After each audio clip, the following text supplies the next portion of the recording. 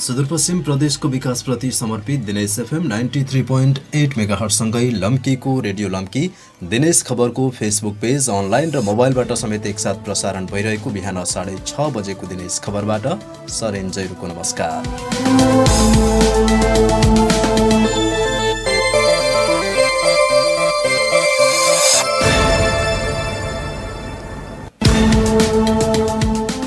सुरुमा यस प्रसारणका प्रमुख खबरहरू। प्रधानमन्त्रीसँग विघटनको अधिकार नभएको ठहर गर्दै सर्वोच्च अदालतद्वारा केपी ओलीको कदम बरदर गर्ने फैसला। 13 दिनभित्र प्रतिनिधि सभा बैठक बोलाउन आदेश। सर्वोच्चको फैसलाले प्रधानमन्त्रीलाई के पाठ सिकायो त? संविधानविद विपिन अधिकारीसँगको कुराकानी। संविधानमा आधारित भएर सर्वोच्च अदालतले जस्तो निर्णय गर्नुपर्ने थियो त्यस्तै निर्णय गरेको देखिन्छ। धनगढीको शहरी विकास तथा भवन निर्माण विभागसँग प्रमुख सिंह अचानक 3 महिनामै मन्त्रालय तानिए। मन्त्रीको दबावमा रातारात सरुवा गरिएको दावी। कारणबारे मन्त्रालयकी प्रवक्ता समेत अनभिज्ञ। भारतका केही राज्यमा कोरोना संक्रमणको दर बढेसँगै सुदूरपश्चिम पनि उच्च जोखिममा। मास्क लगाउने र भौतिक दूरी कायम गर्ने व्यवहारलाई निरन्तरता दिन चिकित्सकहरूको सुझाव। रुख कटानी आदेश पाएको झण्डै 4 महिनासम्म पनि सेती लोकमार्गको दक्षिणी खण्डको काम अल्पत्र। काट्ने अनुमति पाएका रुखबाट उत्पादन हुने काठको परिमाणबारे बल्ल अध्ययन सुरु। र सुदूरपश्चिमको भीमदत्त सहितका अन्य राजमार्गको अवस्था समेत दयनीय। मर्मत सम्भारमा भइरहेको लापरवाहीले दुर्घटनाको जोखिम झनै बढ्यो। 1 महिनाभित्र काम थाल्ने सडक डिभिजन कार्यालयको दावी। सर्वोच्च अदालतले प्रतिनिधि सभा विघटनलाई बदर गरेको छ। प्रधानमन्त्रीसँग विघटनको अधिकार नभएको ठहर गर्दै सर्वोच्च अदालतद्वारा प्रतिनिधि सभा पुनर्स्थापना गरिएको हो। प्रधान न्यायाधीश चोलेन्द्र शमशेर जबरा, न्यायाधीशहरू विश्वम्बर प्रसाद श्रेष्ठ, अनिल कुमार सिन्हा, सपना प्रधान मल्ल र तेज बहादुर केसीको संवैधानिक इजलासले प्रधानमन्त्री केपी शर्मा ओलीले गरेको प्रतिनिधि सभा विघटन बदर हुने फैसला सुनाएको हो। अदालतले 13 दिनभित्र प्रतिनिधि सभाको बैठक बोलाउन आदेश समेत दिएको छ। प्रधानमन्त्री केपी शर्मा ओलीको सिफारिसमा राष्ट्रपति विद्यादेवी भण्डारीले गत पुस 5 गते संसद विघटन गरी वैशाख 17 र 27 गते निर्वाचन घोषणा गर्नुभएको थियो। त्यसविरुद्ध 13 वटा रिट सर्वोच्चमा दर्ता भएका थिए। यसैबीच प्रधानमन्त्रीसँग प्रतिनिधि सभा विघटनको अधिकार नभएको ठहर गर्दै आज मंगलबार सर्वोच्च अदालतले प्रधानमन्त्री केपी शर्मा ओलीको प्रतिनिधि सभा विघटन गर्ने पुस 5 गतेको कदम बदर गर्ने फैसला गरिदिएपछि देशसँग प्रदेशको राजनीति पनि तरङ्गित हुन थालेको छ। यसै सन्दर्भमा दिनेश सञ्चार गृहका अतिथि सम्पादक सुरेन्द्र फुयालले काठमाडौँ स्थित संविधानविद विपिन अधिकारीलाई सोध्नु भएको थियो। तपाईको विचारमा आजको फैसलाको अर्थ के हो? यो चाहिँ अपेक्षित फैसला नै हो जस्तो हामीले सोचेका थियौँ। संविधानमा आधारित भएर सर्वोच्च अदालतले जस्तो निर्णय गर्नुपर्ने थियो त्यस्तै निर्णय गरेको देखिन्छ। अब फेरि यहाँ त केपी ओली पक्ष रुष्ट हुने, अर्को खालको प्रतिक्रिया जनाउने चेतावनी पनि आइरहेको थियो। के होला अब त्यो त राजनैतिक कुरा भयो। अस्थिरताका कारक तत्त्वहरू नेपालको राजनीतिमा प्रशस्त छन्। हिजो पनि थिए, आज पनि छन्, अब भोलि पनि रहन्छन्। तर सर्वोच्च अदालतले त्यो अस्थिरतालाई आफ्नो कुनै पनि किसिमले आफ्नो स्वतन्त्रतालाई एक पैसा कम्प्रोमाइज नगरिकन निर्णय दिएको छ। अब एउटा स्थिर वातावरण निर्माण गर्ने र सहज रूपमा हस्तान्तरण गर्ने प्रक्रियामा लाग्नु सबैको उत्तरदायित्व थियो। तर अब जुन टिका टिप्पणीहरू भइरहेका छन् त्यो टिका टिप्पणीले विश्राम पाउनु पर्दछ, किनभने अदालत अन्तिम अथोरिटी हो यस विषयमा फैसला गर्ने र उसले स्पष्ट रूपमा आफ्नो चाहिँ फैसला राय कायम गरेको हुनाले अब दुविधाग्रस्त भएर राजनीति गर्नुपर्ने अवस्था रहेन। अब यो जुन दलिल प्रस्तुत गरेको छ सर्वोच्चले आफ्नो फैसलामा, त्यसको आधारमा कस्तो नजिर बस्यो भन्न मिल्छ तपाईँको विचारमा? होइन, मलाई लाग्दछ संविधान जुन रूपमा आएको छ त्यसरी चाहिँ संविधानका प्रावधानहरूको व्यवस्था गरिएको छ त्यही रूपमा सर्वोच्च अदालतले फैसला दिएको छ। कुनै पनि सिर्जना गरेको होइन, कुनै पनि किसिमले आत्मरति त्यसमा देखिँदैन। यसको चाहिँ जुन भनिएका कुराहरू, बारम्बार छलफल गरिएका कुराहरू र हिजोका बहसहरू पनि आम मान्छेले बुझ्ने गरी जसरी चाहिँ तिरफार भएको छ, मलाई लाग्छ सर्वोच्च अदालतले एउटा स्पष्ट आधार र संविधानलाई टेकेर फैसला दिएको हुनाले अब ती सब कुराहरूलाई धेरै महत्त्व दिन जरुरी छैन। अब एकाथरी भन्दैछन् जस्तो प्रधानमन्त्री पद्धतिलाई अहिले चुनौती दिन्छ, यो चाहिँ वेस्टमिन्स्टर प्रणाली भन्दा अलि विपरीत भयो, प्रधानमन्त्रीको अधिकार कुण्ठित हुने अवस्था आउँछ भन्छन्। तपाईँलाई के लाग्छ? प्रधानमन्त्रीको अधिकार हुन्छ, त्यो अधिकारलाई त हामीले संविधान बनाउँदा नै कम्प्रोमाइज गरेको हो र त्यो जुन रूपमा त्यसमा कम्प्रोमाइज गरेको त्यो कम्प्रोमाइजका चाहिँ विभिन्न प्रभावहरू हुन सक्छ देशमा, तर अब त्यसको जिम्मेवारी संविधान निर्माताले लिनुपर्ने जिम्मेवारी सर्वोच्च अदालतले त लिन सक्दैन। उनले त संविधानमा जे छ त्यस बमोजिम फैसला गर्ने हो र ऊ आफ्नो चाहिँ फैसलामा स्पष्ट देखिएको छ। उसमा त्यो के भनेदेखि एउटा जुन एउटा कानुनको मर्यादा हो त्यस अनुसार नै आएको हुनाले त्यसलाई टिप्पणी गर्ने भन्दा पनि यदि व्यवस्थामा कुनै कमी कमजोरी छ भने त्यसको जिम्मेवारी त संविधान सभाले लिनु पर्यो, या यसलाई चाहिँ सिरियसली हेर्न चाहन्छ भने अहिलेको संसदले त्यसलाई संशोधन गर्नु पर्यो। तर जुन व्यवस्था संविधानमा छ त्यो व्यवस्था कायम चाहिँ भएको छ। अब भविष्यमा प्रधानमन्त्रीहरूको लागि के सन्देश दियो यसले? अब निश्चित रूपमा हाम्रो अदालतलाई बदनाम गर्ने र विभिन्न हिसाबले आफ्नो राजनैतिक अभिष्टका लागि प्रयोग गर्ने चाहनाहरू अब परास्त भएकै देखिन्छ। तर भविष्यमा हुने प्रधानमन्त्रीहरूले पनि आफ्नो जुन निर्णय गर्दाखेरि कम्तीमा पनि संवैधानिक कानुनका सम्बन्धमा चाहिँ योग्य मान्छेहरूसँग चाहिँ छलफल गरेर निर्णय लिनुपर्ने हो। अब त्यस्तो भयो भने यस्ता किसिमका दुर्घटनाहरू हुँदैनन्। केवल राजनैतिक मान्यताका आधारमा मात्र चाहिँ सोचेर हुँदैन, त्यसका लागि संविधानमा टेक्ने समाउने ठाउँ हुनुपर्दछ। अब प्रधानमन्त्री तहमा त्यो कुरालाई विचार गर्नुपर्दछ भन्ने कुरो यो निर्णयले त्यतातर्फ इङ्गित गर्दछ। संविधानविद विपिन अधिकारी दिनेश सञ्चार गृहका अतिथि सम्पादक सुरेन्द्र फुयालसँग कुराकानी गर्नुहुँदै।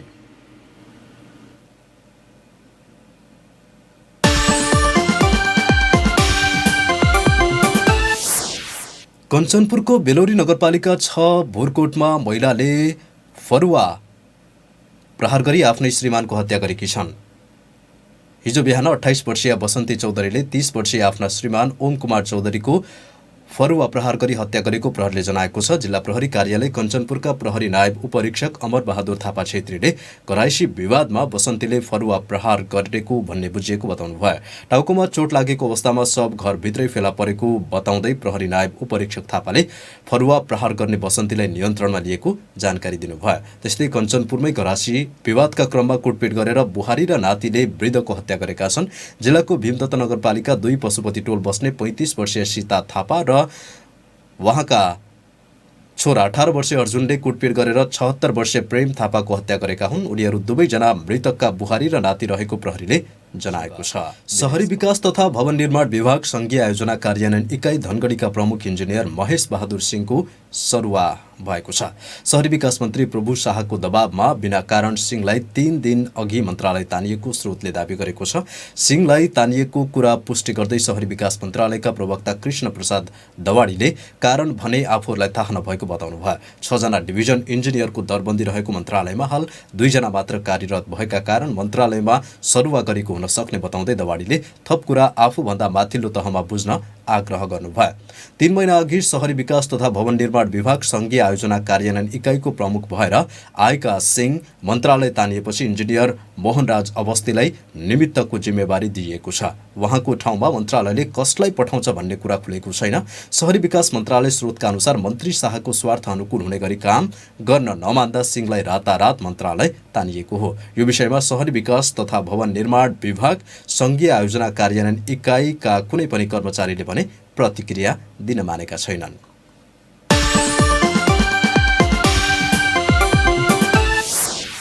प्रदेशका केही राज्यमा भारतका केही राज्यमा पछिल्लो समय कोरोना भाइरस संक्रमणको दर बढेसँगै सुदूरपश्चिम प्रदेश उच्च जोखिममा परेको छ।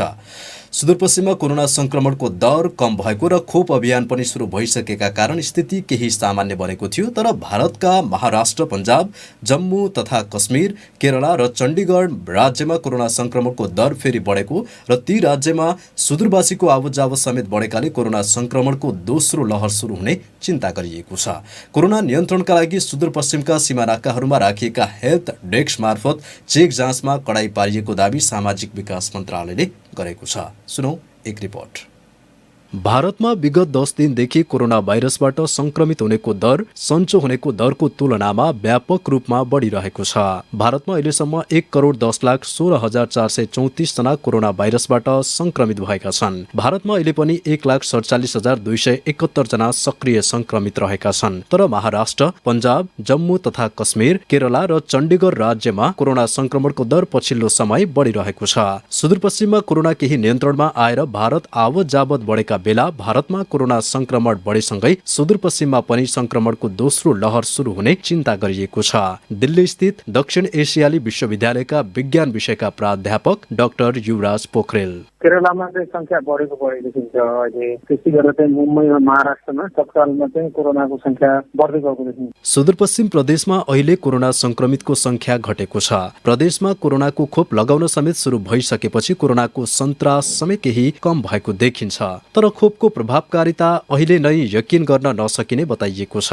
भारतमा कोरोना संक्रमणको दर बढेसँगै प्रदेशमा त्रास बढेको छ। प्रदेशमा कोरोनाको दोस्रो लहर आउन नदिन मास्क लगाउने, अनावश्यक यात्रा नगर्ने र भौतिक दूरी कायम राख्ने जस्ता सुरक्षात्मक व्यवहारलाई निरन्तरता दिन चिकित्सकहरूले सुझाव दिएका छन्। सेती प्रादेशिक अस्पताल धनगढीका कोभिड विभाग प्रमुख डाक्टर शेरबहादुर कमर। रोग सर्नबाट कसरी आफू पनि बच्ने, अरूलाई नि बचाउने भन्ने कुरा व्यक्तिगत, त्यसपछि आफ्नो परिवार, समाज, त्यसपछि सम्बन्धित निकाय सबैले ध्यान दिनुपर्छ। भारतबाट कोरोना भाइरस भित्रिन नदिन सीमा नाकामा राखिएका हेल्थ डेस्कहरूमा भारतबाट आउनेहरूको जाँचमा कडा पारिएको बताइएको छ।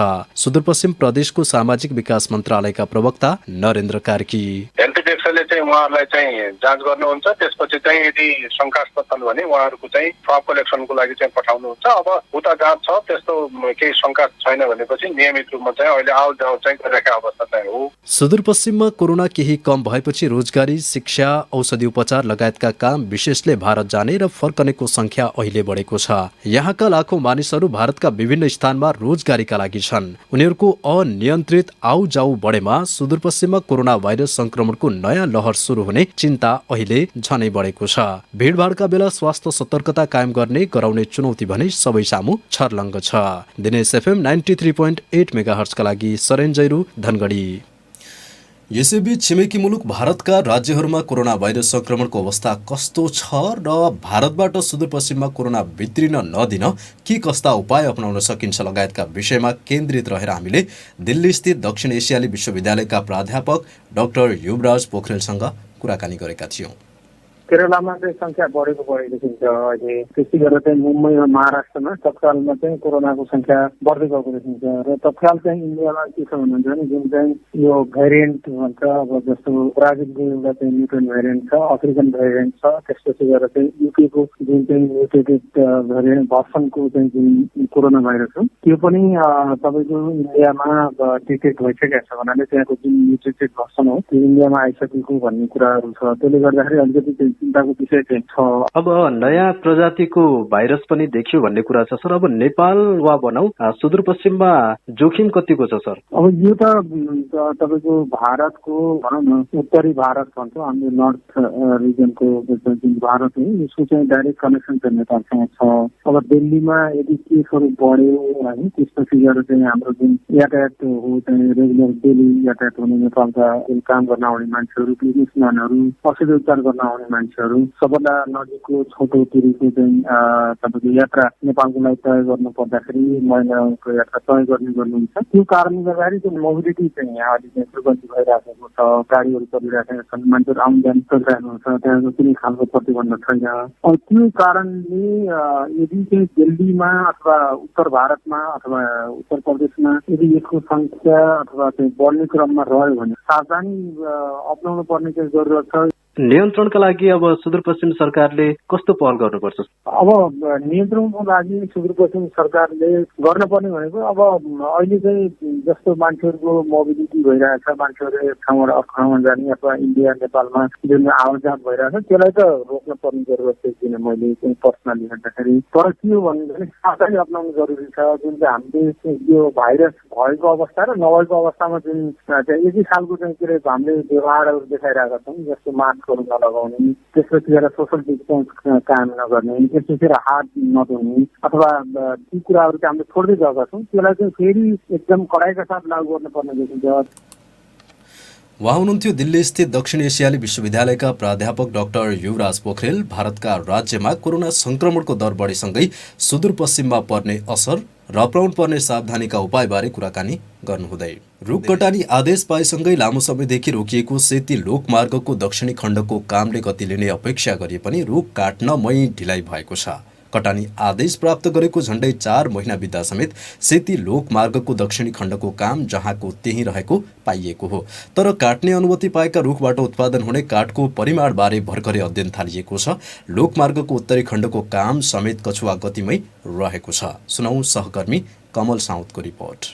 गत कार्तिक 20 गते संघीय मन्त्री परिषदले कैलालीदेखि बझाङको उरै भन्ज्याङसँग जोड्ने सेती लोकमार्गको दक्षिणी खण्ड अन्तर्गत कैलालीमा पर्ने 10,343 वटा रुख कटानी गर्न आदेश दिएको थियो। तर कटानी आदेश पाएको 4 महिना पुग्नै लाग्दा समेत रुख काटिएको छैन। सेती लोकमार्ग दक्षिणी खण्डका प्रमुख ललित खनाल। कटानको लागि छपान हुँदैछ, त्यो पनि अब टाइम लाग्छ हैन, गर्नु पर्यो, त्यसको गोलाइ नाप्नु पर्यो, उचाइ नाप्नु पर्यो, त्यसको निकाल्छ सब त्यो प्रक्रिया नै हो, 1-1.5 महिना लाग्छ। त्यसै काम फटाफट हुन्छ, सबको प्रक्रिया अगाडि बढिसकेको छ। सेती लोकमार्गको दक्षिणी क्षेत्रको कार्यालय अछामले रुख कटानी आदेश पाउँदा समेत कटानमा ढिलाइ भएपछि थप काम अगाडि बढाउन नसकेको हो। निर्माण सुरु भएको सेती लोकमार्ग अन्तर्गत 11 वर्षमा 130 किलोमिटर मात्र ट्र्याक खोलिएको छ, जसमध्ये 27 किलोमिटर सडक मात्र कालोपत्री गरिएको छ। चालु आर्थिक वर्षमा उत्तरी र दक्षिणी खण्डका लागि 15 करोडका दरले बजेट विनियोजन गरिएको छ। चैनपुर स्थित सेती लोकमार्ग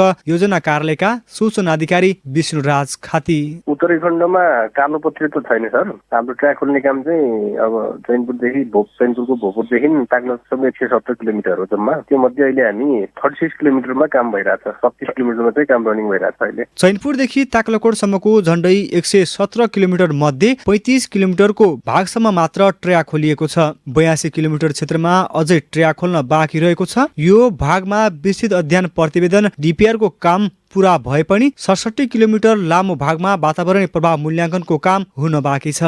DPR त हाम्रो पुरै भइसकेको छ माथिसम्म, अनि EIA चाहिँ बाँकी छ उता माथि। रुखहरूको समस्या अब EIA-सँग सम्बन्धित कुरा भयो। अब EIA क्लियर भइसकेपछि रुखको समस्या पनि क्लियर भयो। हाम्रो धुलीसम्म चाहिँ EIA भइसकेको छ, अनि त्योभन्दा माथिको चाहिँ त्यो एउटा पेस भएको छ उता हाम्रो विभागमा। सुदूरपश्चिमका 5 जिल्ला कैलाली, डोटी, अछाम, बझाङ र बाजुरालाई जोड्दै ताक्लाकोट सीमा नाकालाई जोड्ने यो लोकमार्ग उत्तर दक्षिण जोड्ने रणनीतिक महत्त्व बोकेको सडक पनि हो। आर्थिक वर्ष 2065-66 मा निर्माण सुरु गरिएको थियो। दिनेश FM 93.8 मेगाहर्ज का लागि कमल साउद, धनगढी।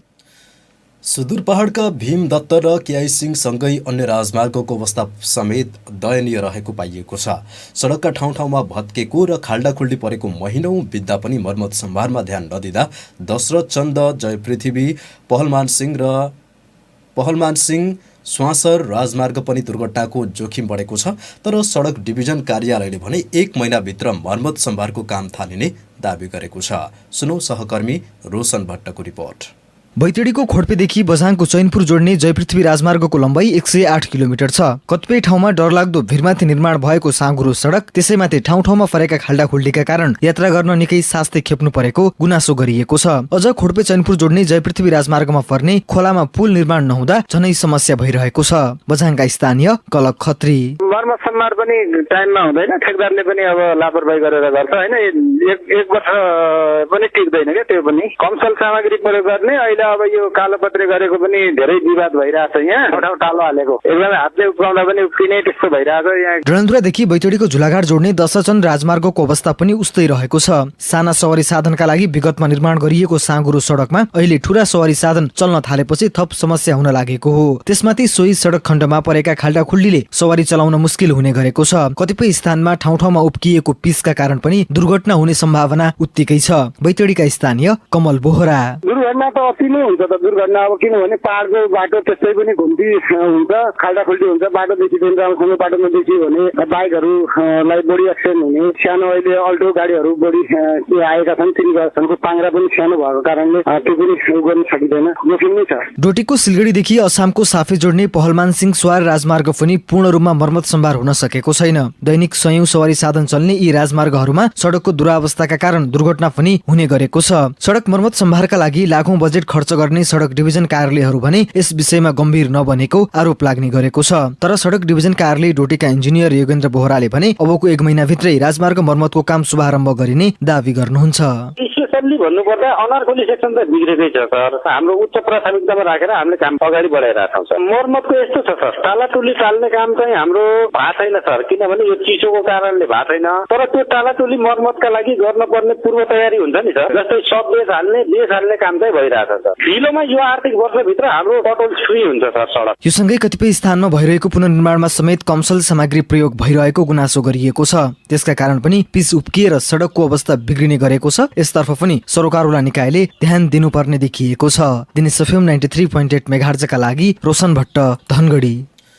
डोटीको केआइसिङ गाउँपालिका 1 गणेश काँडाबाट एकजना भरुवा बन्दुकसहित पक्राउ परेका छन्। जिल्ला प्रहरी कार्यालयका सूचना अधिकारी इन्द्र बहादुर मल्लका अनुसार पक्राउ पर्नेमा 37 वर्षीय डिलबहादुर भनिने दिपेन्द्र शाही रहेका छन्। शाहीले घरमा भरुवा बन्दुक लिकाई छिपाई राखेको भन्ने गोप्य सूचनाको आधारमा प्रहरी चौकी बायलबाट प्रहरी सहायक निरीक्षक भास्कर दत्त पन्तको नेतृत्वमा खटिएको प्रहरी टोलीले उनलाई पक्राउ गरेको हो। अभियुक्त शाहीलाई अवैध हात हतियार खर खजाना सम्बन्धी मुद्दा दर्ता गरी थप अनुसन्धान भइरहेको जिल्ला प्रहरी कार्यालयले जनाएको छ।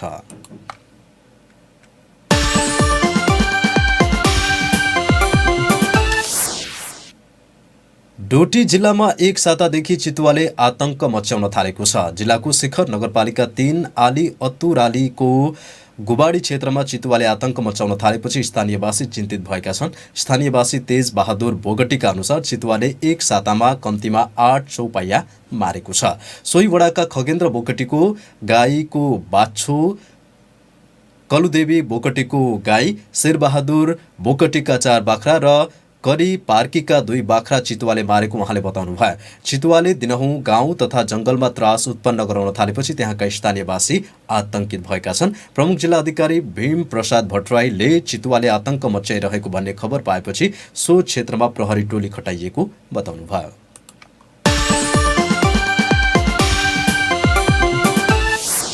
अछाममा एक बालक मृत अवस्थामा फेला परेका छन्। जिल्लाको साँफेबगर नगरपालिका 10 भाटबाडा बस्ने मिनबहादुर भाटका 4 वर्षीय छोरा विवेक भाट घरदेखि 300 मिटर टाढा बिरालो जमिनमा मृत अवस्थामा फेला परेका हुन्। आइतबार साँझदेखि आफ्नै घरबाट हराएका उनको शव सोमबार फेला परेको प्रहरीले जनाएको छ।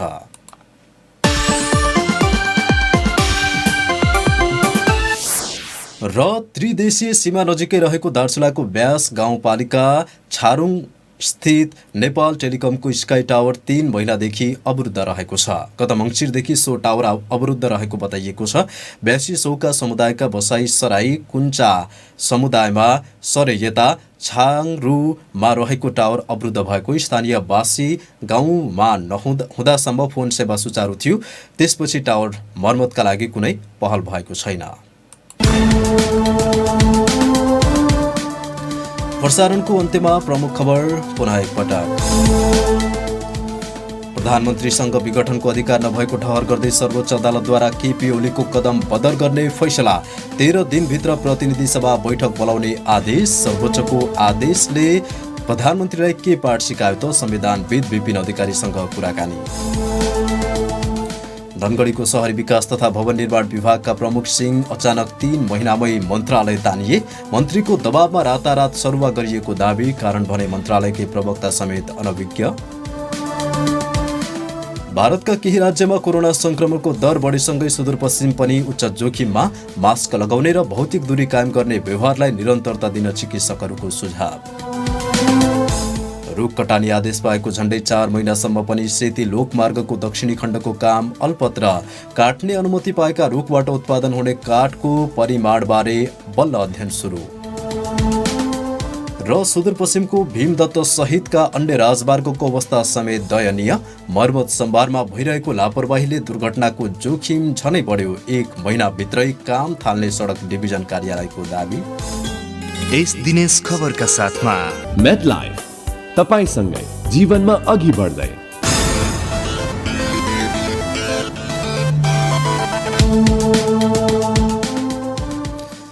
हौस् त सुदूरपश्चिम प्रदेशको विकासप्रति समर्पित दिनेश FM 93.8 मेगाहर्ज सँगै लम्कीको रेडियो लम्की दिनेश खबरको फेसबुक पेज, अनलाइन र मोबाइलबाट समेत एकसाथ प्रसारण भइरहेको बिहान 6:30 बजेको दिनेश खबर सकियो।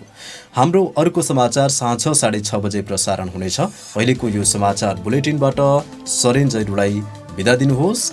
नमस्कार, शुभ दिन।